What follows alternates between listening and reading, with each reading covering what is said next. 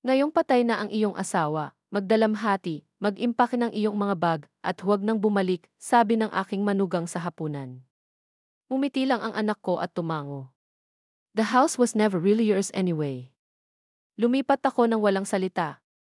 Kinabukasan, pumunta ako sa bangko at natutuwa akong narito ka. Subaybayan ang aking kwento hanggang sa dulo at i-comment ang lungsod na iyong pinapanood para makita ko kung hanggang saan na ang narating ng aking kwento. Iba ang pakiramdam sa dining nang wala si Noel. Ang mahogany table na nagho-host ng hindi mabilang na hapunan ng pamilya ngayon ay tila masyadong malaki, masyadong walang laman, sa kabila ng nakaupo kaming tatlo sa paligid nito. Paulit-ulit kong sinulyapan ang bakanting upuan niya, umaasang makikita ko siya roon na may maamong ngiti at nakakakalmang presensya. Eksaktong 1 linggo na ang nakakalipas mula nang ilibing namin ang aking asawa sa loob ng 32 taon. 1 linggo mula nang tumayo ako sa gilid ng kanyang libingan, pakiramdam ko ay napunit ang kalahati ng aking kaluluwa. Mabigat pa rin ang kalungkutan sa aking dibdib na nagpapahirap sa bawat paghinga. "Pass the potatoes, Myrtle," Romy said, matalas ang boses niya para maghiwa ng salamin. Ang aking manugang ay hindi kailanman gumamit ng mainit na tono sa akin. Pero ngayong gabi may kakaiba, mas malamig. Inabot ko ang serving bowl, medyo nanginginig pa ang mga kamay ko. Ang libing ay nagpapagod sa akin ng higit pa kaysa sa inaasahan ko. Sa edad na 71, naisip kong ihanda ko na ang aking sarili para sa araw na ito. Ngunit walang makapaghahanda sa akin para sa hungkag na sakit na sumunod sa akin kung saan-saan ngayon. Si Wade, ang aking 43 taong gulang na anak, ay nakaupo sa pagitan namin na parang referee na nakapili na ng mga panig. Halos hindi niya ako tinitingnan buong gabi. Ang kanyang atensyon ay ganap na nakatuon sa kanyang asawa ng 15 taon. Ang anak na dati ay gumagapang sa aking kandungan kapag binabangungot siya ngayon ay hindi man lang makita ang aking mga mata. Ang ganda ng serbisyo, hindi ba? Alok ko, sinusubukang punan ang hindi komportableng katahimikan. Gustong-gusto ng tatay mo na makakita ng napakaraming tao doon. Inilapag ni Romy ang kanyang tinidor ng may katumpakan. "Well, iyon talaga ang kailangan nating pag-usapan sa iyo, Myrtle." May kung ano sa tono niya ang nagkuyom ng tiyan ko. Tumingin ako sa pagitan niya at ni Wade, naghahanap ng anumang senyales ng init na dapat na umiiral sa pagitan ng mga miyembro ng pamilya na kakasama lang ng pagkawala. Sa halip, nakita ko ang malamig na pagkalkula sa mga mata ni Romy at hindi komportable na pag-iwas sa aking anak. "Anong ibig mong sabihin?" Tanong ko, kahit na may parte sa akin na natatakot na sa sagot. Umayo si Romy sa kanyang upuan, sa pag-aakalang ginamit niya ang postura sa pagde-deliver ng mga ultimatum. Nakita ko na ito dati, kadalasan kapag ipinapaliwanag niya kung bakit hindi ako madalas bisitahin ni Wade o kung bakit kailangang baguhin ang mga tradisyon ng pamilya upang matugunan ang kanyang mga kagustuhan. Nag-uusap na kami ni Wade, panimula niya, ang boses niya ay nakuha ang maling tamis na ginagamit niya kapag may gusto siya. "Ngayong wala na si Noel, magiging sobra-sobra na ang bahay na ito para hawakan mong mag-isa." Napakurap ako, nalilito. Sobra. Mahigit 30 taon ko nang pinamamahalaan ang bahay na ito. Alam ko ang bawat creaky floorboard at temperamental na gripo. Iyon mismo ang problema, patuloy ni Romy, ang kanyang maskara ng kasiyahan ay bahagyang dumudulas. "You're not getting any younger, and maintaining a house this size is expensive. Wade, and I think it would be best kung lumipat ka sa mas angkop na lugar." Ang mga salita ay tumama sa akin na parang isang pisikal na suntok. Inilipat. "This is in my home. Dito namin binuo ni Noel ang buhay namin. Dito lumaki si Wade." Sa wakas ay nagsalita si Wade, ang kanyang boses ay bahagya na nakataas. "Mom, Romy's right. Ang pag-aalaga ng mag-isa ay magiging napakalaki para sa iyo." "I'm not helpless, Wade," sabi ko, narinig ko ang bahagyang pag-crack ng boses ko. "At ang bahay na ito, nag-ipon kami ng tatay mo ng maraming taon para mabili ang lugar na ito. Bawat silid ay may mga alaala ng ating buhay na magkasama." Tumigas ang ekspresyon ni Romy. "Ang mga alaala ay hindi nagbabayad ng mga bayarin sa utility o buwis sa ari-arian. Maging praktikal, Myrtle." Tinitigan ko siya, ang babaeng ito na sistematikong nagtulak sa akin palabas ng buhay ng anak ko sa loob ng 15 taon. Ang babaeng nagkumbinsi kay Wade na ang mga hapunan sa linggo kasama ang kanyang ina ay sobrang pressure at ang mga pagbisita sa holiday ay kailangang balanse sa pagitan ng mga pamilya na kahit papaano ay palaging nangangahulugan ng mas maraming oras sa kanyang mga kamag-anak. Ano ba talaga ang iminumungkahi mo? Tanong ko, kahit ramdam ko ang pagbubuo ng sagot na parang yelo sa tiyan ko. Sa tingin namin ay dapat mong tingnan ang isa sa mga magagandang komunidad ng matatandang iyon, sabi ni Romy, ang kanyang tono ay nagpapahiwatig na ginagawa niya ako ng napakalaking pabor. Sa isang lugar na may mga aktibidad at mga taong kasing edad mo. Nilingon ko si Wade, umaasang may makikita akong senyales na hindi siya sang-ayon sa planong ito. Wade, sa tingin mo talaga dapat kong ibenta ang bahay kung saan ka lumaki? Kung saan kami ng tatay mo? It makes sense Mom, putol niya, hindi pa rin sumasalubong ang mga mata ko. At sa totoo lang, magagamit namin ni Romy ang espasyo. Napag-usapan namin ang tungkol sa pagpapalawak ng aming pamilya at ang bahay na ito ay may napakaraming potensyal. Ang kahulugan sa likod ng kanyang mga salita ay bumagsak sa akin na parang isang malamig na alon. Hindi lang nila ako gustong umalis, gusto nila ang bahay ko, ang tahanan na buong pagmamahal naming inayos ni Noel sa loob ng 3 dekada. Ngayong namatay ang kalungkutan, mabuhay ang iyong kalungkutan, ipak ang iyong mga bag at huwag nang bumalik. Biglang nawala sa boses ni Romy ang pagkukunwari ng pagiging magalang. Ang salitang Espanyol para sa biyenan ay nagpagulong-gulong sa kanyang dila ng may kaswal na kalupitan, na para bang tinatalakay niya ang pagtatapon ng mga lumang kasangkapan sa halip na itapon ang ina ng kanyang asawa. Tumingala si Wade noon, at saglit na nakita kong may kumikislap sa kanyang mga mata, kawalang katiyakan, baka pagka-guilty pa. Pero ngumiti siya at tumango. Tama siya, Mom. This house was Dad's, and now it's mine. Dito ka lang nakatira. Naramdaman ko ang pagtagilid ng mundo ko sa aksis nito. Ang paninirahan lamang dito, parang 32 taong pagsasama, ng pagbuo ng buhay at pagpapalaki ng pamilya, ay hindi hihigit sa pinahabang pagtitipon bahay. I see, mahinang sabi ko, mas matatag ang boses ko kaysa sa naramdaman ko. Sa loob, may nawasak, hindi lang ang puso ko, kundi ang pag-unawa ko kung sino ang anak ko, kung sino ang pamilya ko. Tumayo ako ng dahan-dahan, hindi makatayo ang mga paa ko. I'll need some time to, 2 weeks, putol sa akin ni Romy. Iyon ay dapat na maraming oras upang makahanap ng isang lugar na angkop at ayusin ang mga gumagalaw. 2 linggo. Hindi 2 buwan, kahit isang makatwirang timeline upang magdalamhati at magplano. 2 linggo para lansagin ang habang buhay. Sa wakas ay tumingin ng diretsyo sa akin si Wade. At ang nakita ko doon ay mas masahol pa sa galit o puot.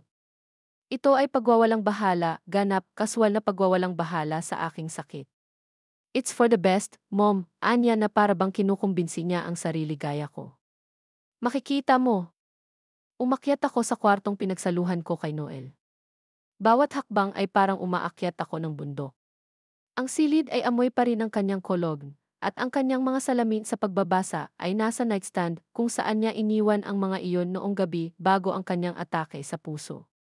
Umupo ako sa gilid ng aming kama at tinitigan ang refleksyon ko sa salamin. Ang babaeng lumilingon sa akin ay tila mas matanda sa 71, ang kanyang pilak na buhok ay malata at ang kanyang asul na mga mata ay napurol sa pagkabigla at kalungkutan. Sa loob ng 2 linggo, kailangan kong umalis sa silid na ito kung saan ako nagpaalam kay Noel 7 araw lang ang nakalipas.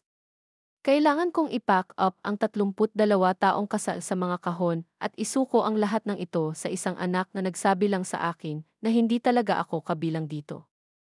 Ngunit habang nakaupo ako roon sa namumuong kadiliman, may iba pang nagsimulang pumukao sa ilalim ng kalungkutan at pagkabigla, isang maliit, matigas na butil ng determinasyon. Noel noon pa man ang humahawak sa aming pananalapi, ngunit tinuruan niya akong maging masinsinan upang bigyang pansin ang mga detalye. Bukas, magsisimula na akong mag-ayos.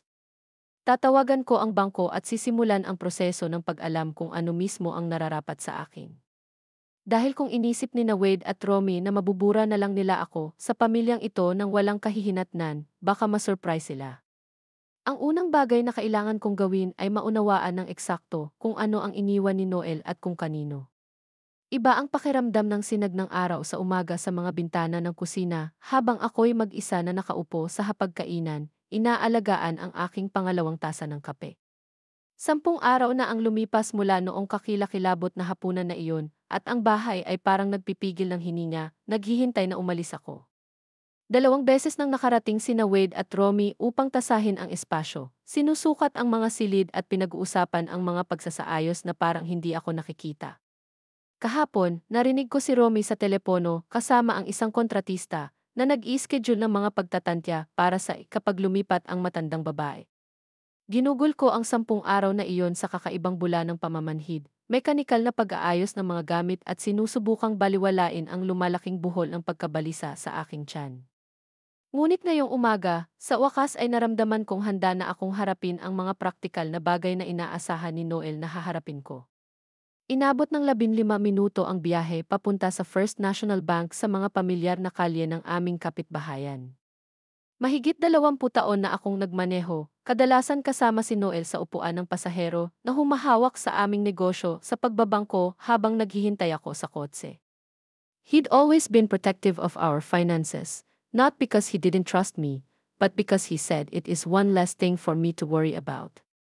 Ngayon gusto kong bigyang pansin. Binati ako ni Elias Patterson, ang tagapamahala ng bangko, nang may maingat na pakikiramay na nakalaan para sa mga bagong balo.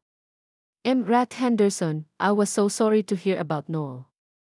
He was such a gentleman, always asking about Dinlia po. Salamat, Helen. Kinausap ka rin niya. Umupo ako sa upuan sa tapat ng desk niya, mahigpit na nakakapit ang pitaka ko sa kandungan ko. I need to understand our financial situation. Noel handled everything and I'm afraid I'm rather lost. Lumambot ang ekspresyon ni Helen sa pag-unawa. Of course, let me pull up your accounts. Lumingon siya sa kanyang computer, nag-click ang mga daliri sa keyboard. Ilang sandali pa ay bahagyang tumaas ang kilay niya. Oh Esli, may problema ba? Tumalon ang puso ko. Nagkaroon na ba ng access sina Wade at Romy sa aming mga account? Not wrong exactly. Medyo marami lang ang accounts dito, more than was expecting, may halong pagtataka ang boses ni Helen. Let me start with the joint checking account you and Noel used for household expenses. Nagprint siya ng statement at ipinadala ito sa ibabaw ng desk. Ang balanse ay katamtaman ngunit komportable, sapat na upang mabayaran ang aking mga gastos sa loob ng ilang buwan kung ako ay maingat. Bumaha sa akin ang kaginhawahan. At least hindi ako kawawa. Ngayon, patuloy ni Helen, may savings account din sa 2 pangalan ninyo. May lumabas na isa pang papel. Ang balansing ito ay mas malaki, sapat na upang mapanatili ako sa loob ng maraming taon kung kinakailangan. Iyan ay kahanga-hanga, sabi ko, pakiramdam ko ang ilang tensyon ay umalis sa aking mga balikat. Lagi namang nag-iingat si Noel sa pag-ipon. Yes, he was very methodical, pagsang-ayon ni Helen, ngunit nakakunot noo pa rin siya sa kanyang screen. Rat Henderson, I'm seeing several other accounts here that need to verify. Some seem to be in your name only. Kailan mo huling ni-review ang iyong kumpletong financial portfolio kasama si Noel? Pangalan ko lang. Nag-echo ako, nalilito. Mukhang hindi tama. Si Noel ang namamahala sa lahat ng pananalapi natin. Lumipad muli ang mga daliri ni Helen sa ibabaw ng keyboard. Ayon sa aming mga record, mayroong 4 na karagdagang account, 2 CE, isang money market account, at ito ay kawili-wili, isang trust account na itinatag 5 taon na ang nakakaraan. Nagsimulang umikot ang ulo ko. I don't understand. Noel never mentioned any of this to me. Maaari ba akong magtanong, nagpahayag ba ang iyong asawa ng mga alalahanin tungkol sa sitwasyon ng iyong pamilya? Minsan ang mga kliyente ay nagtatatag ng hiwalay na mga account bilang isang paraan ng proteksyon. Natigilan ako sa tanong nito. Proteksyon mula sa ano? Hindi ako sigurado sa ibig mong sabihin. Nag-alinlangan si Helen, malinaw na pinipili ng mabuti ang kanyang mga salita. Minsan, kapag ang mga kliyente ay may komplikadong dynamics ng pamilya, marahil ay mga alalahanin tungkol sa mga hindi pagkakaunawaan sa mana o panlabas na panggigipit. Gumagawa sila ng mga hakbang upang matiyak ang pinansyal na seguridad ng kanilang asawa. Naisip ko ang ugali ni Noel nitong mga nakaraang taon, kung paano siya nagsimulang magtanong ng mga matatalinong tanong tungkol sa mga gawin ni Romy sa paggastos. Kung paano siya tumahimik sa tuwing binabanggit ni Wade ang kanilang mga problema sa pananalapi, kung paano niya iginiit na personal na pangasiwaan ang lahat ng aming pagbabangko. Hindi kailanman pinapayagan si Wade na samahan siya, kahit na nag-alok ang aming anak. Maaari mo bang sabihin sa akin ang tungkol sa iba pang mga account? Tanong ko, halos pabulong lang ang boses ko. Nagprint si Helen ng ilan pang mga pahina. Ang unang sisi ay lumiligid taon-taon sa loob ng 7 taon. Ang pangalawa ay binuksan 3 taon na ang nakakaraan. Ang money market account ay tumatanggap ng mga otomatikong paglilipat mula sa iyong joint checking account. Maliit na halaga, $50 dito at doon, ngunit sa paglipas ng panahon. Inabot niya sa akin ang mga pahayag. Lumangoy ang mga numero sa harap ng aking mga mata. Ang mga ito ay hindi katamtaman na mga pondong pang-emergency. Ang mga ito ay malaking halaga ng pera, sapat na pambili ng bahay, sapat na para mamuhay ng komportable sa loob ng mga dekada. Paano ito posible? Tanong ko. Hindi ako pumirma ng kahit ano. Actually, you did, malumanay na sabi ni Helen na inilabas ang isang file folder. Ang iyong mga pirma ay nasa lahat ng papeles. Mukhang dinala ka ni Noel upang pumirma ng mga dokumento. Marahil ay nagsasabi sa iyo na sila ay nakagawi ang mga update sa pagbabangko o mga form ng siguro. Napatingin ako sa mga papel na ipinakita niya sa akin. Nandoon ang aking pirma, napetsahan at nasaksihan, sa mga form na hindi ko matanda ang pinirmahan, ngunit sa pagtingin sa mga petsa, maaari kong ilagay ang ilan sa mga ito. Ang araw na papasok kami upang i-update ang aming address, pagkatapos magbago ng mga numero ng bahay, ang oras na lumipat kami sa isang bagong uri ng checking account. Hindi niya sinabi sa akin kung ano talaga ang pinipirmahan ko, bulong ko. It's not bihira, maingat na sabi ni Helen. Mas gusto ng ilang mag-asawa na hawakan ang mga detalye para maiwasang magdulot ng stress o kalituhan at ayon sa batas, lahat ay nasa itaas. Ang mga account na ito ay lehitimong sa iyo. Sinubukan kong iproseso kung ano ang ibig sabihin nito. Habang sinusukat ni Wade at Romy ang aking kusina at pinaplano ang kanilang mga pagsasaayos, habang tinatrato nila ako na parang isang pasanin na dapat itapon, mayroon akong mga mapagkukunan na hindi nila alam. May isa pa, sabi ni Helen na mas maingat na ang boses niya ngayon. Ang trust account na binanggit ko, ito ay tumatanggap ng mga paglilipat mula sa isang business account sa nakalipas na 5 taon, ang Henderson Construction Trust. Naniniwala ako na iyon ang kumpanya ng iyong asawa. Pero ibinenta ni Noel ang negosyo noong siya ay nagretiro. Sinabi ni Wade na ang pera mula sa pagbebenta ay halos hindi sapat upang bayaran ang mga utang. Kinonsulta muli ni Helen ang kanyang screen. Ayon sa aming mga record, ang account ng negosyo ay aktibo pa rin. May mga regular na deposito at pagkatapos ay inilipat sa iyong trust account. Rocky Henderson, sa palagay ko kailangan mong makipag-usap sa accountant ng negosyo. Maaaring mahigit pa sa iyong larawan sa pananalapi kaysa sa iyong napagtanto. Tulala akong umalis sa bangko, mabigat ang pitaka ko sa mga account statement at printout. Sa halip na diretsong magmaneho pa uwi, pumunta ako sa parking lot ng isang maliit na cafe at umupo sa aking sasakyan, binabasa ang lahat ng ibinigay sa akin ni Helen. Ang mga numero ay hindi nagsisinungaling. Kahit papaano, nang hindi ko nalalaman, sistematikong pinoprotektahan ako ni Noel. Ang bawat account, bawat pamumuhunan, bawat trust fund ay itinayo upang matiyak na magiging independyente ako sa pananalapi. Habang pinag-aaralan ko ang mga pahayag ng trust account, lumitaw ang isang pattern. Ang mga deposito ay tumutugma sa mga pagbisita ni Wade sa nakalipas na 5 taon. Palaging mas malalaking halaga pagkatapos humingi si Wade sa kanyang ama ng maliliit na pautang o kapag nagpahiwatig si Romy tungkol sa kanilang mga problema sa pananalapi. Binibigyan ni Noel ng pera ang aming anak, ngunit pinoprotektahan niya ako ng katumbas o mas malaking halaga na para bang alam niya na balang araw ay kailangan kong tumayo sa sarili ko. Tumunog ang aking telepono sa isang text mula kay Wade. Nanay, nakahanap si Romy ng realtor para ilista ang bahay. Maaari na nating simulan ang pagpapakita nito sa susunod na linggo. Sana ay umuunlad ka sa paghahanap ng lugar. Matagal kong tinitigan ang mensahe, pagkatapos ay tumingin muli sa mga bank statement sa aking kandungan. Si Wade at Romy ay sobrang kumpiyansa, kaya tiyak na hawak nila ang lahat ng mga baraha. Wala silang ideya na ang kanilang maingat na mga plano ay itinayo sa isang pundasyon na hindi nila naiintindihan. Bukas, tatawagan ko ang business accountant. Malalaman ko kung ano pa ang naiwan ni Noel. At pagkatapos ay magpapasya ako kung ano ang gagawin sa kaalaman na ang aking asawa ay minahal ako ng sapat upang matiyak na hindi ako kailanman mapapatawad ng sinuman. Nandoon pa rin ang kalungkutan, kasing sariwa at matalim gaya ng dati. Ngunit sa ilalim nito, may iba pang lumalago, isang tahimik na lakas na hindi ko naramdaman sa loob ng maraming taon. Ang accounting office ng Morrison and Associates ay nakaupo sa isang katamtamang strip mall sa pagitan ng isang dry cleaner at isang serbisyo sa paghahanda ng buwis. Hindi pa ako nakapunta dito.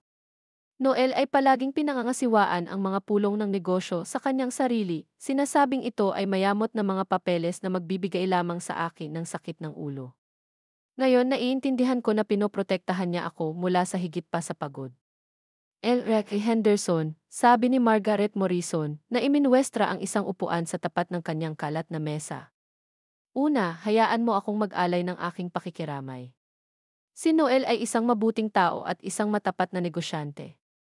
Mamimiss ko ang ating mga quarterly meeting. Salamat.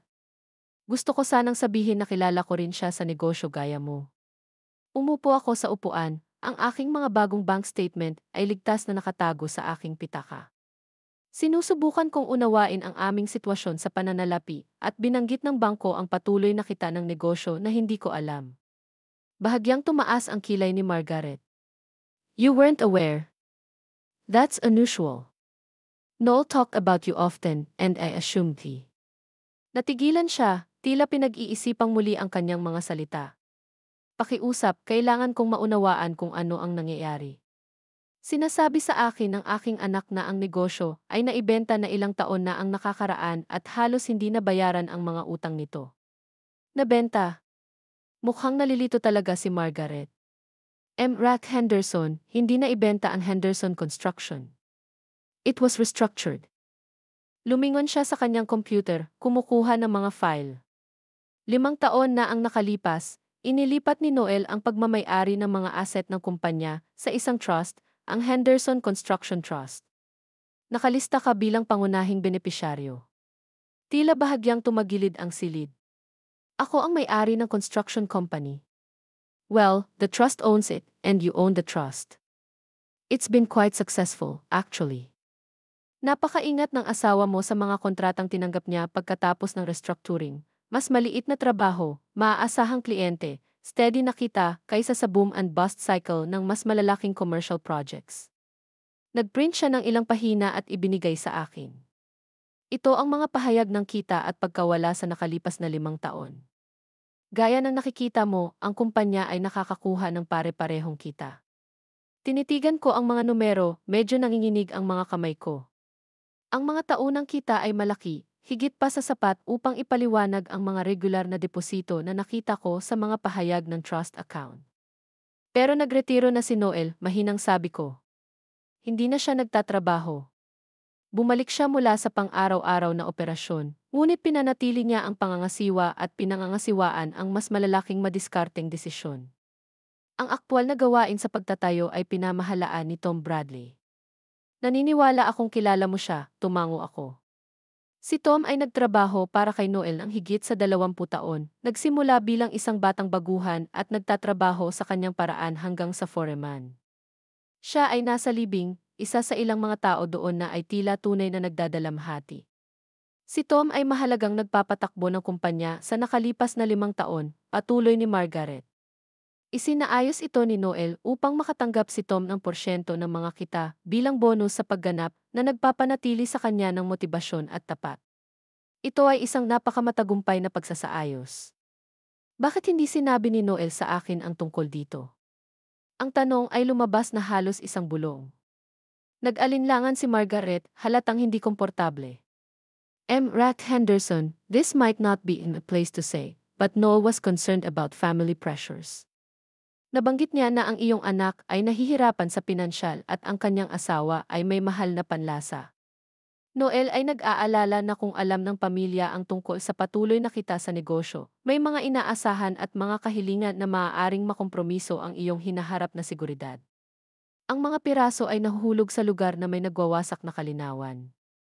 Sa tuwing humihingi si Wade ng pautang sa kanyang ama, sa tuwing nagkokomento si Romy tungkol sa kung gaano kami kaginhawa, nagkukwenta si Noel kung paano tutulungan ang aming anak nang hindi isinasakripisyo ang aking kalayaan sa hinaharap. Pinoprotektahan niya ako, sabi ko, ang mga salitang mabigat sa realisasyon. Pinoprotektahan niya kayong dalawa sa magkaibang paraan, malumanay na sabi ni Margaret. Ang mga pautang na ginawa niya kay Wade sa mga nakaraang taon ay malaki, ngunit nagmula ang mga ito sa account ng pagpapatakbo ng negosyo, hindi mula sa iyong mga personal na ari-arian at maingat siyang idokumento ng maayos ang lahat. Naglabas siya ng isa pang file folder. Ito ay mga kopya ng lahat ng mga kasunduan sa pautang sa pagitan ng negosyo at ng iyong anak. Iginiit ni Noel na ituring sila bilang mga formal na transaksyon sa negosyo na may mga schedule ng pagbabayad at mga rate ng interes. Binuksan ko ang folder ng nanginginig. Pahina pagkatapos ng pahina ng mga dokumento ng pautang, bawat isa ay pinirmahan ni Noel at Wade. Ang mga halaga ay nakakagulat, 10,000 dolyar sa nakalipas na 5 taon para umano sa iba't ibang negosyo at pamumuhunan ni Wade. Nagbabayad ba si Wade sa mga pautang na ito? Tanong ko kahit pinaghihinalaan ko na ang sagot. Lalong hindi komportable ang ekspresyon ni Margaret. Ang schedule ng pagbabayad ay nagpapakita ng malaking atraso. Noong nakaraang buwan, ang natitirang balanse na may naipon na interes ay humigit kumulang $87,000. Ang bilang ay tumama sa akin na parang isang pisikal na suntok. May utang si Wade sa negosyo ng pamilya, negosyo ko, halos $70,000 habang sabay na sinasabing walang iniwan ang kanyang ama kundi mga utang. Ano ang mangyayari sa mga obligasyon sa pautang na ito ngayon, tanong ko. Naglipat sila kasama ang mga asset ng negosyo. Bilang bagong may-ari ng trust, may legal kang karapatang humiling ng bayad o baguhin ang mga tuntunin ayon sa nakikita mong akma. Naisip ko na sinukat ni Wade at Romy ang aking kusina, pinaplano ang kanilang mga pagsasaayos, pag-usapan kung kailan sila maaaring magsimulang magpakita ng bahay. Napakatiwala nila, tiyak na karapat-dapat sila sa lahat ng itinayo ni Noel. May isa pang bagay na dapat mong malaman, sabi ni Margaret, na mas maingat ang boses niya ngayon. Noong nakaraang buwan, direktang nakipag-ugnayan sa akin ang iyong anak. Sinabi niya na sa pagpanaw ng kanyang ama, siya na ang papalit sa pamamahala ng mga gawain sa negosyo. Hiniling niya sa akin na maghanda ng mga dokumento ng paglilipat ng pagmamay-ari, at sinabi ko sa kanya na kailangan ko ng nakasulat na otorisasyon mula sa benepisyaryo ng tiwala, mula sa iyo. Mukhang nagulat siya na talagang kasali ka sa istruktura ng negosyo. Kaya nagpaplano si Wade na kunin ang negosyo, kasama ang bahay, sa pag-aakalang ako ay masyadong nagdadalamhati at walang muwang upang maunawaan kung ano ang nangyayari. Ang pagkakanulo ay pinutol ng mas malalim kaysa sa inaakala kong posible. Margaret, may itatanong ako sa'yo, sabi ko. Kung gusto kong mapanatili ang kasalukuyang istruktura ng negosyo, kasama si Tom na patuloy na namamahala sa mga operasyon, magagawa ba iyon? Talagang, umaasa si Tom na marinig mula sa iyo. Sa totoo lang, nag-aalala siya tungkol sa hinaharap ng kumpanya at sa sarili niyang seguridad sa trabaho. Kung handa kang panatilihin ang status quo, sa palagay ko makikita mo siyang lubos na maaasahan at nagpapasalamat sa pagkakataong magpatuloy. Inipon ko ang lahat ng mga papel, ang aking isipan ay umiikot sa mga implikasyon ng aking natutunan. Ang negosyo ay akin. Ang malaking utang na naipon ni Wade ay totoo at legal na maipapatupad, at ni siya ni Romy ay walang ideya na ang kanilang mga plano ay itinayo sa pundasyon ng mga kasinungalingan at pagpapalagay. Gusto kong mag-schedule ng pagpupulong kay Tom sa lalong madaling panahon, sabi ko. At gusto kong maunawaan ang lahat ng aking mga pagpipilian tungkol sa mga natitirang pautang. Naman, tatawagan ko ba si Tom mamayang hapon? Yes, please. And Margaret, I'd appreciate it kung mananatiling confidential ang pag-uusap na ito sa ngayon. Talaga, sagrado ang pagiging confidential ng kliyente sa negosyong ito. Habang nagmamaneho ako pa uwi, tumunog ang aking telepono sa isa pang text mula kay Romy. Myrtle, gusto ng realtor na mag-schedule ng photographer para bukas. Siguraduhing malinis at decluttered ang bahay. Mahalaga ang mga unang impresyon para sa mga potensyal na mamimili. Matagal kong tinitigan ang message bago ibinaba ang phone ko nang hindi sumasagot. Hayaan silang magplano ng kanilang sesyon sa pagkuha ng litrato. Hayaan silang isipin ang kanilang kinabukasan sa aking bahay, gumagastos ng pera na akala nila inamana nila. Wala silang ideya na ang pundasyon na kanilang itinatayo ng kanilang mga pangarap ay malapit ng gumuho sa ilalim nila. Nang gabing iyon, umupo ako sa study ni Noel sa unang pagkakataon mula nang mamatay siya, napapaligiran ng kanyang maingat na pagkakaayos ng mga file. Ngayon naintindihan ko na kung bakit naging maselan siya sa record keeping, kung bakit iginiit niya ang tamang dokumentasyon para sa bawat transaksyon. Nagtatayo siya ng kuta sa paligid ko, brick sa brick, transaksyon sa transaksyon. At bukas, sisimulan kong malaman kung gaano talaga katibay ang mga pader na iyon. Ang mga kamay ni Tom Bradley ay nakapulupot sa kanyang mug ng kape habang nakaupo kami sa aking kusina kinaumagahan. Sa edad na 55, mayroon pa rin siyang malalapad na balikat at may kalyo na mga palad ng isang lalaki na ginugol ang kanyang buhay sa pagbuo ng mga bagay, ngunit ang kanyang mga mata ay may pagod na hindi ko nakita noon. Rack Henderson, I got to be honest with you, Anya, ang boses ay magaspang sa emosyon. Nag-aalala akong may sakit mula nang pumanaw si Noel. Dumating si Wade sa site ng trabaho noong nakaraang linggo at pinag-uusapan ang tungkol sa pagsusuri ng mga asset at pag-streamline ng mga operasyon. Hindi ito maganda para sa mga taong tulad ko. Ibinuhos ko ang aking sarili ng isa pang tasa ng kape, gamit ang pamilyar na gawain upang patatagin ang aking mga ugat. Tom, ano ba talaga ang sinabi sa iyo ng anak ko? Sinabi niya na ang pamilya ay dumaranas ng ilang mga problema sa pananalapi, na ang mahihirap na desisyon ay kailangang gawin tungkol sa negosyo. Umigting ang panga ni Tom. Nais niyang bigyan ko siya ng kumpletong listahan ng lahat ng aming kasalukuyang kontrata, kagamitan, at mga projection ng cash flow. Nagtanong din siya tungkol sa mga susi sa bakura ng kagamitan at opisina. At ano ang sinabi mo sa kanya? That I'd need to talk to whoever was actually in charge now. Noel always told me that if anything happened to him, I should wait for proper instruction from the legal owner. Sinalubong ako ni Tom ng mata. Hindi niya sinabi na magiging Wade iyon. Bumaha sa akin ang kaginhawahan. Inihanda ni Noel ang senaryo na ito, tinitiyak na si Tom ay magiging tagapag-alaga ng negosyo sa halip na ibigay lamang ito sa sinumang nag-aangkin ng otoridad. Tom, may kailangan akong ibahagi sa iyo. Ngunit kailangan ko ang iyong salita na ang pag-uusap na ito ay mananatili sa pagitan natin sa ngayon. Naging seryoso ang ekspresyon niya. Meron po kayo, ma'am. Ipinakalat ko ang mga dokumentong ibinigay sa akin ni Margaret noong nakaraang araw. Ako ang may-ari ng Henderson Construction, hindi si Wade, hindi ang estate. Ako. Nilipat ni Noel ang lahat sa isang trust 5 years ago at ako ang benepisyaryo. Nanlaki ang mga mata ni Tom habang pinag-aaralan ang mga papel. Well, I'll be damned. Pardon in my language, ma'am, but Noel was always thinking 3 steps ahead. Siya nga, at ayon sa mga talaan na ito, ang negosyo ay kumikita sa ilalim ng iyong pamamahala. Ang isang flush ng pagmamataas crossed Tom's features. Nakabuo kami ng magandang reputasyon, Jim Henderson, mga matatag na kliyente, dekalidad na trabaho, patas na presyo. Itinuro sa akin ni Noel na ang mga umuulit na customer ay nagkakahalaga ng higit sa anumang solong malaking marka. Gusto kong magpatuloy ka ng eksakto tulad ng dati, sabi ko. Pero may kailangan akong intindihin. Hindi naging tapat si Wade tungkol sa financial situation ng pamilya. Can you tell me about any interactions you've had with him regarding business matters? Nagdilim ang ekspresyon ni Tom. There has been several over the years. He'd come around when Noel was not there, asking about cash flow, wanting to know about upcoming payments from clients. Ilang beses, iminungkahi niya na baka matulungan siya ng negosyo na may pansamantalang pondo para sa mga pagkakataon sa pamumuhunan. At ano ang sinabi mo sa kanya? Na kailangan niyang makausap ang kanyang ama. Hindi ako tanga, Jim Henderson. Nakita ko kung ano ang nangyayari. Lalong lumakas ang boses ni Tom. Last year, talagang nagpakita siya sa bangko noong araw ding nagdeposito kami ng malaking bayad mula sa Morrison Office Building Project.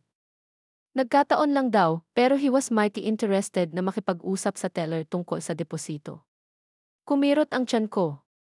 Sinusubaybayan ni Wade ang kita ng negosyo. Marahil ay sinusubukang i-time ang kanyang mga kahilingan para sa mga pautang upang tumugma sa maximum na magagamit na cash. Tom, may gusto akong itanong sa iyo at kailangan ko ng kumpletong katapatan. Sa tingin mo ba naiintindihan ni Wade kung gaano karaming pera ang dumaloy sa negosyong ito? Matagal na tahimik si Tom, isinasaalang-alang. I think he knows it's more than your family let on, but don't think he know the full extent. And Noel was very careful about keeping business and personal finances separate, at least on paper. Anong ibig mong sabihin? Bueno, matalino ang asawa mo tungkol dito. Kapag humingi ng tulong si Wade, sasabihin sa kanya ni Noel na ang negosyo ay nahihirapan, na ang mga margin ay masikip, ngunit pagkatapos ay makakahanap siya ng paraan upang tumulong pa rin. Kadalasan bilang isang pautang mula sa account ng negosyo, kaysa sa kanyang personal na pondo. Inilabas ni Tom ang sarili niyang maliit na kwaderno na isinuot mula sa mga taon ng paggamit. Sinusubaybayan ko ang lahat, Jim Greg Henderson. Ito ay isang ugali na itinuro sa akin ni Noel. Ayon sa aking mga tala, si Wade ay nakatanggap ng mga bayad na humigit kumulang $73,000 sa nakalipas na 5 taon. Mas mataas pa ang bilang kaysa sa ipinakita sa akin ni Margaret. Pagbabayad hindi pa utang. Yun ang ibig kong sabihin sa pagiging matalino ni Noel. He'd structure them as loan on paper, with payment schedules and everything. Pero hindi niya talaga ipinatupad ang payment terms. Wade would miss the payment, and Noel would just let it slide. Kaya iniisip ni Wade na wala siyang utang. Wade acts like he owed nothing, pagwawasto ni Tom. Maniwala man talaga siya o nagpapanggap lang na naniniwala, hindi ko masabi. Para akong tinawag ng aming pag-uusap, narinig kong may kumatok sa pintuan ng sasakyan sa driveway. Sa bintana ng kusina, nakita ko ang Honda Pilot ni Wade na nakaparada sa likod ng truck ng trabaho ni Tom. Anak ko yan, mahinang sabi ko. Ayokong malaman niya na business matters ang pinag-uusapan namin. Tumango si Tom at mabilis na kinuha ang mga papel na ipinakita ko sa kanya. Rack Henderson, kahit anong desisyon mong gawin, you have given full support. Noel was a good man, and he trusted you enough to put everything in your name. That's good enough for me. Pumasok si Wade nang hindi kumakatok, isang bagay na makakairita kay Noel, ngunit natutunan kong tanggapin sa paglipas ng mga taon. Morning, Mom, Anya, bahagya pang sumulyap kay Tom. Hindi ko inaasahan ang kumpanya. Tumigil si Tom para tingnan ako, mahinang sabi ko. Alam mo kung gaano siya palaging nag-iisip. Tama.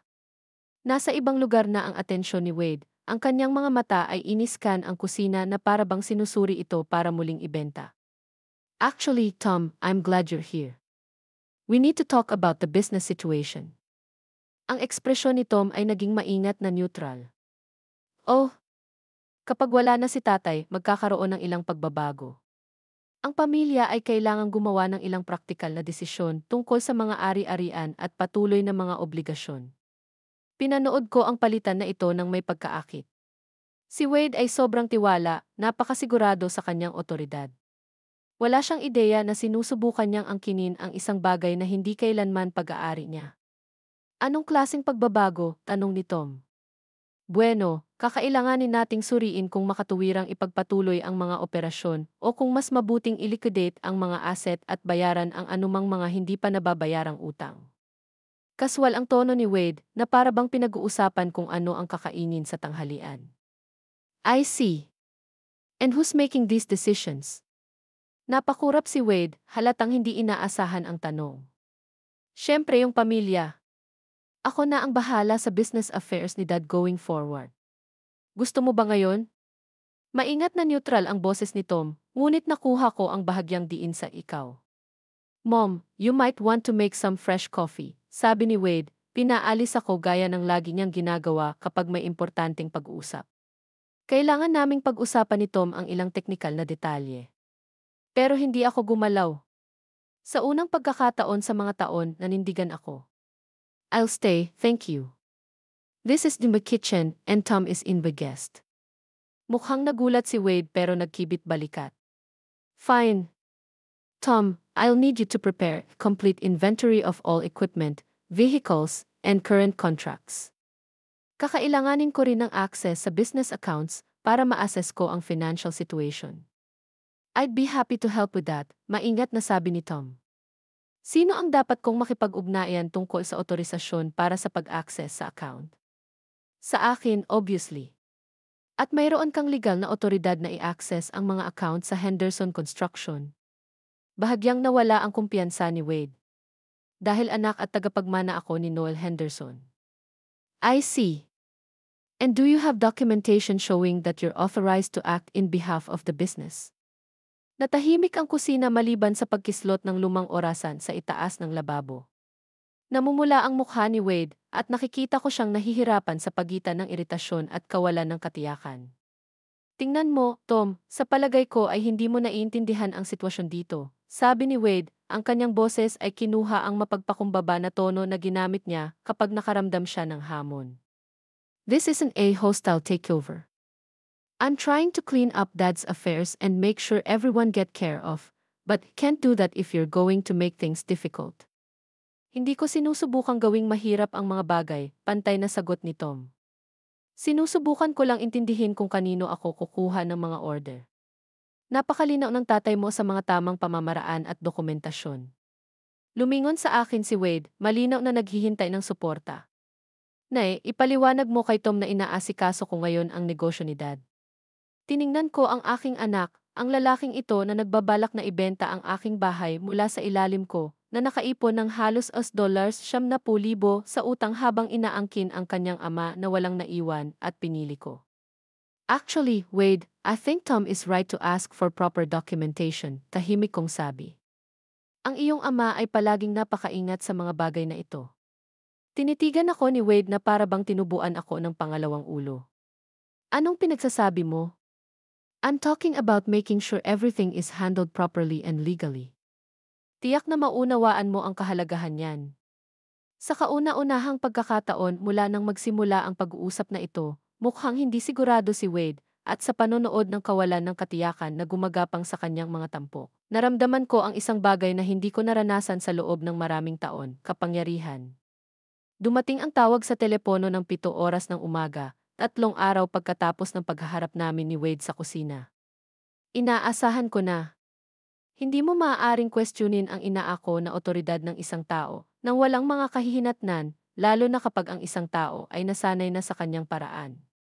Mom, we need to talk now. Mahigpit ang boses ni Wade na halos hindi makontrol ang galit. Pupunta kami ni Romy. Ito ay medyo maaga, hindi mo ba iniisip? This can't wait. We'll be there in 20 minutes. Naputol ang linya bago pa ako makasagot. I took delay time sa pagbibihis, pagpili ng navy blue na dress na parating sinasabi ni Noel na nagpapamukha sa akin na marangal. Kung ito ay magiging isang paghaharap, sinadya kong harapin ito ng maayos. Eksaktong dumating sila makalipas ang 20 minuto, agresibong nag-click ang mga takong ni Romy sa front porch. Binuksan ko ang pinto bago sila makatok, pinananatili ang maliit na bentahe ng pagiging hostess sa sarili kong tahanan. Good morning, malugod kong bati na para bang isang sosyal na pagbisita.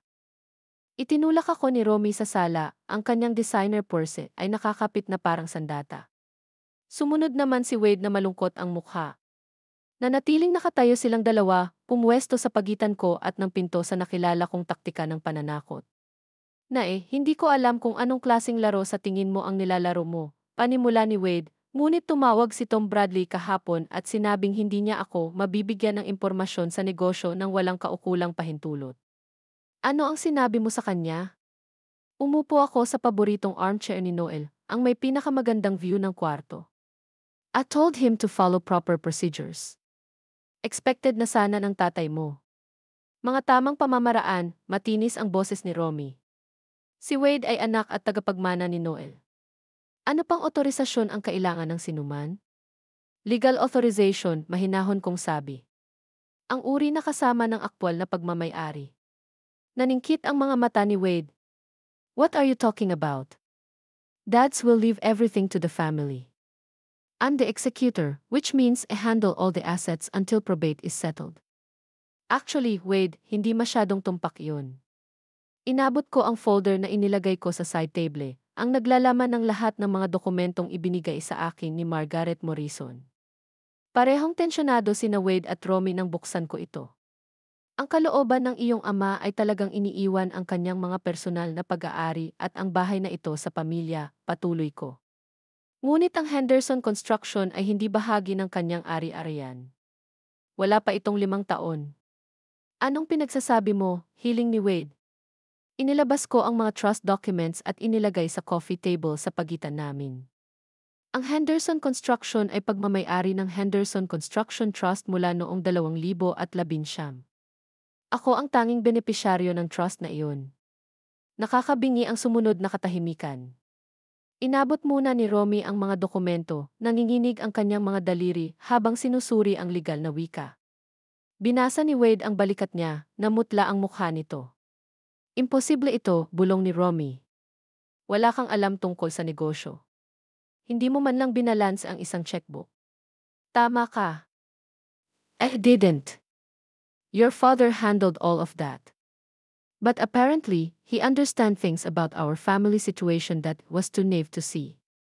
Napasubsob si Wade sa sofa na parang bumigay ang kanyang mga paa. Ngunit ang negosyo ay nahihirapan. Palaging sinasabi ni Itay na ang mga margin ay mahigpit na halos hindi sapat upang panatilihing tumatakbo ang mga operasyon. The business has been quite profitable, actually. Narito ang financial statements for the past 5 years. Inabot ko sa kanya ang isa pang set ng papel. Ang pagmamasid sa mukha ni Wade habang pinoproseso niya ang mga numero ay parang nanonood sa isang taong napagtanto na naglalaro sila ng chess habang ang iba ay naglalaro ng dama. Ang mga kita na ito, halos hindi marinig ang boses ni Wade. Saan napunta ang perang ito? Napunta sa iyo ang ilan, Wade? Medyo marami, actually. Inilabas ko ang dokumentasyon ng pautang. US dollars 87,000 sa loob ng 5 taon upang maging tumpak. Hinawakan ni Romy ang mga papeles na pautang, galit na galit ang mga mata nito. Sinasabi nitong mga pautang, sabi niya. Wade, you told me that our gifts. Sabi mo tinutulungan tayo ng tatay mo na maging matatag. Ito ay mga regalo, sabi ni Wade, ngunit ang kanyang boses ay walang pananalig. Hindi naman humingi ng bayad si Dad. Ni hindi man lang niya binanggit ang mga schedule ng pagbabayad. Actually, he did, mahinang sabi ko. May mga kopya si Margaret Morrison ng bawat pag-uusap, bawat hindi na bayarang bayad, sa tuwing pipiliin ng iyong ama na palawigin ang mga termino, kaysa hilingin ang utang mo. Pinagmasdan ko nang magsimulang bumaon ang katotohanan ng kanilang sitwasyon. Itinayo ni Wade ang kanyang pinansyal na buhay sa pag-aakalang magpapatuloy ang kabutihang loob ng kanyang ama ng walang hanggan. Malamang na humiram siya laban sa mga inaasahan, gumawa ng mga pangako batay sa pera na sa tingin niya ay kanya. Ngunit hindi ito nagbabago ng anuman, biglang sabi ni Romy, ang kanyang boses ay may desperado na gilid. Ang bahay ay napupunta pa rin kay Wade. Iyan ay nagkakahalaga ng higit pa kaysa sa ilang maliit na negosyo sa konstruksyon. Ito ba, mahinang tanong ko. Namilog ang mga mata ni Romy sa pagitan ng galit at gulat. Huwag kang maglaro, Myrtle. This house is worth at least $400,000. Tama ka. It's a lovely property. Of course, there is the matter of the mortgage. Tumingin ng matalim si Wade. Anong sangla? Sabi ni Papa, binayaran na ang bahay. Ito ay, ngunit 18 buwan na ang nakalipas, ang iyong ama ay kumuha ng isang home equity loan, medyo malaki, sa totoo lang. Inilabas ko ang huling set ng mga dokumento, ang mga natuklasan ko sa pag-aaral ni Noel kahapon, maingat na inihain sa isang folder na may markang Key Emergency Funds. Isang home equity loan para sa US dollars 350,000, patuloy ko. Ang mga nalikom ay inilipat sa Henderson Construction Trust account na nangangahulugang naging bahagi sila ng aking mana. Namutla ang mukha ni Romy. Hindi pwede yun. Alam na sana namin. Pumirma na sana kami. Ang tatay mo ang nag-iisang may-ari ng bahay noon, putol ko. I was listed as e-spouse with rights of survivorship, but not as co-owner. Hindi niya kailangan ang pirma ng iba. Tinitigan ni Wade ang mga dokumento ng pautang na parang nakasulat sa banyagang wika. Pero bakit niya gagawin ito? Bakit niya isasangla ang bahay para lang maglagay ng pera sa isang business account? Sa unang pagkakataon mula nang magsimula ang pag-uusap na ito, pinahintulutan kong ipakita ang aking maingat na kontroladong emosyon. Kasi pinoprotektahan niya ako, Wade. Sinisigurado niya na kahit anong mangyari, may financial security ako. Pinoprotektahan ka sa ano? Paos ang boses ni Wade. Mula dito, sabi ko, na iminuwestra ang eksenang nasa harapan ko, mula sa pagpapaalis sa sarili kong tahanan ng mga miyembro ng pamilya na nakakita sa akin bilang isang pasanin sa halip na isang tao. Mula sa pag-iiwan ng wala habang ang iba ay inaangkin ang inaakala nilang nararapat sa kanila. Tuluyan nang nabasag ang kalmado ni Romy. You manipulated him. You convinced a dying man to change everything. Hindi namamatay ang iyong ama nang itayo niya ang mga trust na ito, Romy. Nagpaplano siya. At ang katotohanang naramdaman niyang kailangan niyang magplano para sa sitwasyong ito ay dapat magsabi sa iyo ng isang bagay tungkol sa kung paano niya tiningnan ang dynamics ng aming pamilya. Nanginginig ang mga kamay ni Wade habang nilalapag ang mga papel. Mom, surely we can work out. You don't really want to run a construction business, and this house is our family home. It should stay in the family. It is staying in the family, Wade. It's staying with me. Ngunit ang mga pagbabayad ng mortgage, desperadong sabi ni Romy.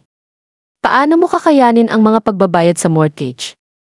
Sa parehong paraan na nilayo ng iyong ama na may kita mula sa Henderson Construction.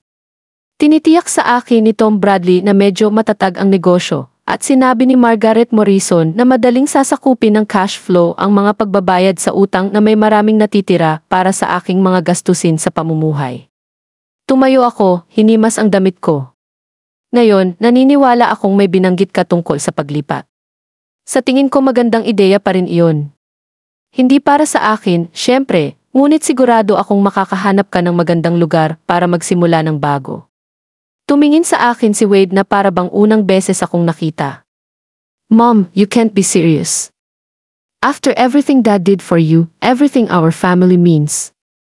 Ginawa ng tatay mo ang lahat para sa akin, putol ko. Minahal niya ako ng sapat upang matiyak na hindi ako mapapatawad ng sinuman, kasama na ang sarili kong anak. Nasa pintuan na si Romy, nabaluktot ang mukha sa galit at hindi makapaniwala. This isn't over, Myrtle. We'll fight this. We'll contest everything. You're welcome to TEE, mahinahon kong sabi. Ngunit dapat mong malaman na ang lahat ng ginawa ng iyong ama ay ganap na legal at maayos na dokumentado. Si Margaret Morrison ay masinsinan at nakapagbigay na siya ng mga kopya ng lahat ng naugnay na dokumento sa aking abogado. Huminto si Wade sa pintuan, ang ekspresyon niya ay maihalong pagkalito at sakit. I don't understand, Mom. Evie, are you doing this to us? Wala akong ginagawa sa'yo, Wade. I'm simply refusing to let you do it to me. Pagkaalis nila, umupo akong mag-isa sa biglang tahimik ng bahay ko, at naramdaman ko ang isang bagay na hindi ko pa nararanasan sa mga dekada. Sa kauna-unahang pagkakataon mula noong ako ay isang kabataang babae, ako ay ganap na malaya sa pananalapi. Wala akong utang sa sinuman at walang sinuman ang maaaring kumuha ng kung ano ang mayroon ako. Higit pa sa pera ang ibinigay sa akin ni Noel. Binigyan niya ako ng kalayaan. Pagkalipas ng 6 na buwan, tumayo ako sa deck ng aking bagong cottage, sa harap ng karagatan, pinapanood ang araw sa umaga na nagpinta ng mga gintong guhit sa buong Pasipiko. Ang tunog ng mga alon sa mga bato sa ibaba ay naging aking pang-araw-araw na symphony na pinapalitan ang pamilyar na mga langit-ngit at mga tunog ng lumang bahay. Ang cottage sa Mendocino ay mas maliit kaysa sa bahay ng pamilya, ngunit ito ay ganap na akin. Bawat piraso ng muebles, bawat pagpipili ang pampalamuti, bawat silid ay sumasalamin sa aking panlasa sa halip ng mga kompromiso na ginawa sa loob ng 32 taong pagsasama. Natuklasan ko, sa aking sorpresa, na mayroon akong mahusay na panlasa kapag walang ibang nag-aalok ng mga opinyon. Ang Henderson Construction ay patuloy na umunlad sa ilalim ng pamamahala ni Tom Bradley. Tumawag siya tuwing Biyernes ng hapon para i-update ako sa mga kasalukuyang proyekto at paparating na kontrata, at ang mga quarterly na kita ay direktang idineposito sa aking account.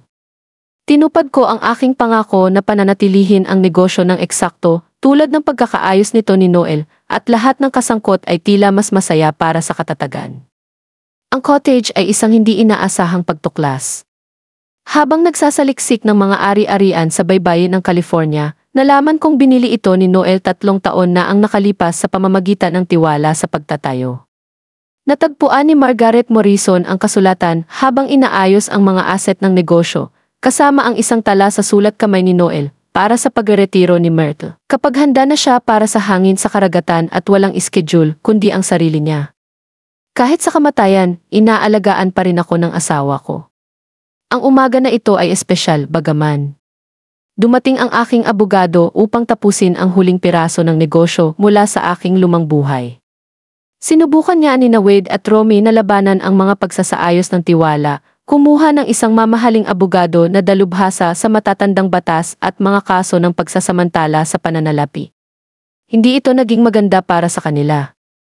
Ang pagsisiyasat ay nagsiwalat na hindi lamang ang lahat ng mga pinansyal na kaayusan ni Noel ay ganap na legal at maayos na naisakatuparan, ngunit ang utang ni Wade sa negosyo ay talagang mas malaki kaysa sa naunang nakalkula ng sinuman. Ang interes at mga multa ay nagdala sa kabuuan sa mahigit $76,000. Saktong 10 oras ay tumunog ang doorbell. Si James Patterson, na walang kaugnayan kay Helen mula sa bangko, ay isang tiyak na tao na naniniwala na ang pagiging maagap ay nagpapakita ng karakter.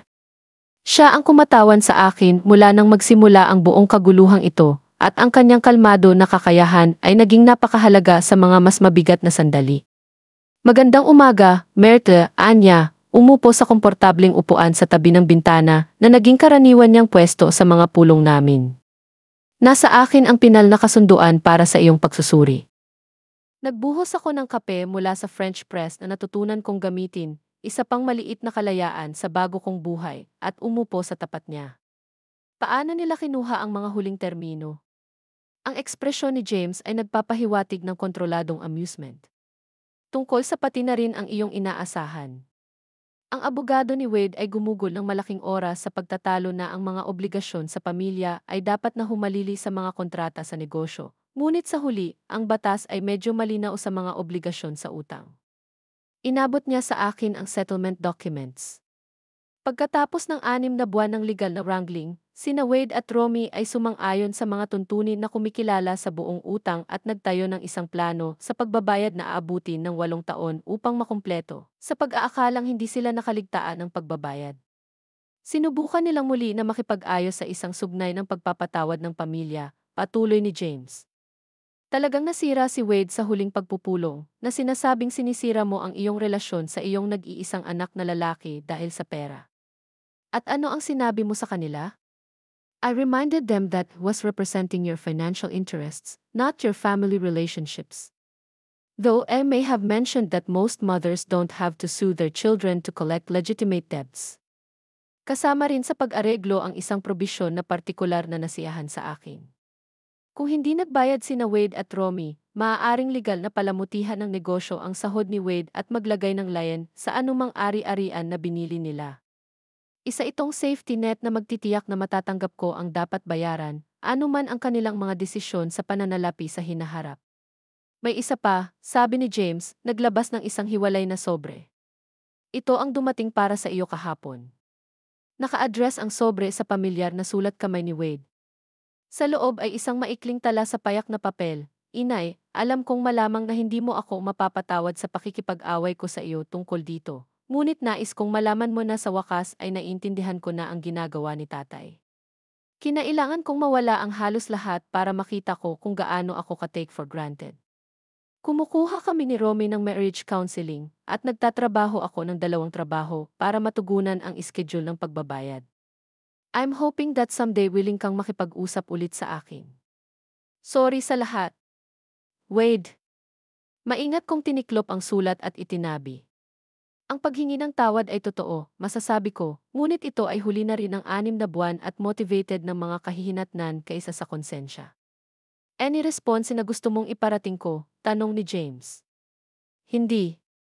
Kung gusto ni Wade na buuin muli ang isang relasyon sa akin, magagawa niya ito sa parehong paraan na mababayaran niya ang kanyang utang, unti-unti, tuloy-tuloy, at sa paglipas ng panahon. Pagkaalis ni James, kinuha ko ang kape ko sa deck at binasa ulit ang sulat ni Wade. Nandoon pa rin ang kalungkutan, hindi lang para kay Noel, kundi para sa anak na inaakala kong palakihin ko at ang mga relasyon ng pamilya na pinaniniwalaan kong totoo. Ngunit sa ilalim ng kalungkutan ay may mas malakas na bagay, isang malalim na kasiyahan na pinanindigan ko ang sarili ko kapag ito ang pinakamahalaga. Tumunog ang phone ko, naputol ang pag-iisip ko. Ang caller ID ay nagpakita ng isang numero na hindi ko kilala, ngunit isang bagay tungkol dito ay tila pamilyar. Hello, I'm Rack Henderson. This is Linda Morrison, Margaret's daughter. Sana hindi mo ako pansinin na tumawag. Naalala ko nga si Linda, isang nurse na nagtatrabaho sa regional hospital. Binabanggit siya ni Margaret paminsan-minsan sa aming mga pulong. Hindi naman, mahal. Paano kita matutulungan? Well, ito talaga kung paano mo kami matutulungan. Sinabi sa akin ni nanay ang tungkol sa iyong sitwasyon, tungkol sa kung paano mo kailangang muling buuin ang iyong buhay pagkatapos ng mga paghihirap sa pamilya. Nagsisimula ako ng isang grupo ng suporta para sa mga kababaihan na kinailangan na harapin ang pagmamanipula sa pananalapi ng mga miyembro ng pamilya, at naisip ko kung handa kang ibahagi ang iyong karanasan. Natigilan ako sa kahilingan. Hindi ako sigurado kung ano ang sasabihin ko.